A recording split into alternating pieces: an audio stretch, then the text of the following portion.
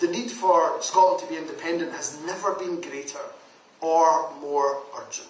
Just look at what the union dividend means for Scotland. A Tory cost of living crisis. Food, fuel, other essentials, basic human needs, increasingly unaffordable for millions of people.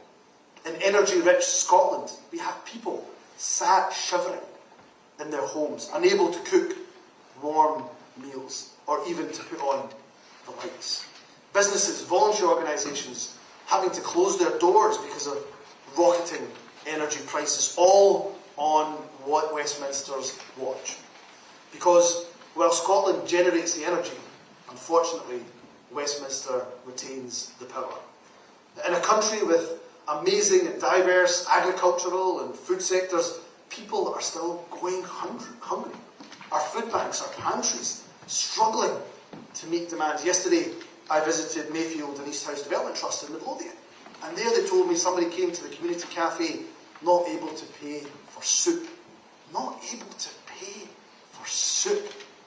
A country as rich, a country as wealthy as ours, where people can't afford the basics of 3 warm meals a day, those in Westminster who are responsible through their economic vandalism that have caused such poverty, they should hang their heads in absolute shame.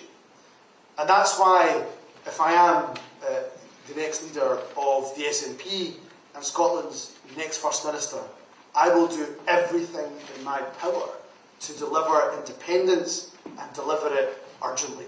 Not for its own sake, but to deliver that socially just Scotland that we all crave, to give us the power to unleash this country's great potential, to transform lives. Friends, I have no doubt that we will win our independence. Of that, I have not a scintilla of doubt. We have a generation of people in Scotland who can't remember or don't know anything before the establishment of the Scottish Parliament. It's inconceivable that we would take a step backwards or concede any democratic progress we've made. That's why I will oppose full-heartedly, wholeheartedly, the unjustified power grab from the Westminster government.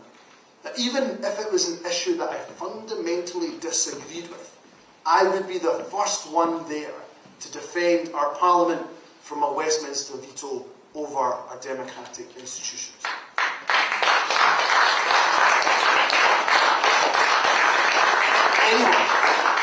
Anyone running to be First Minister must be able to say unequivocally that they will defend our democratic voice. No ifs, no buts, no maybes. If we do not, if we cave in the very first time that they use a Section 35 order, they will veto legislation after legislation after legislation.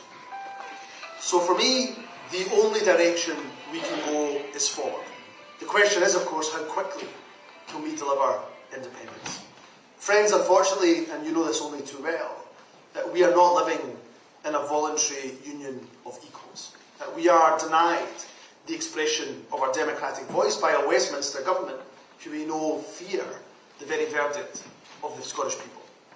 If elected leader of the SNP, I will, in the first day, instruct headquarters to restart our Yes campaign. In the first week, I will begin establishing our regional assemblies right across the country so that we can empower our membership, you, the custodians of our party, to determine our path to independence. And the leadership must act and will act on the collective mandate that you give us.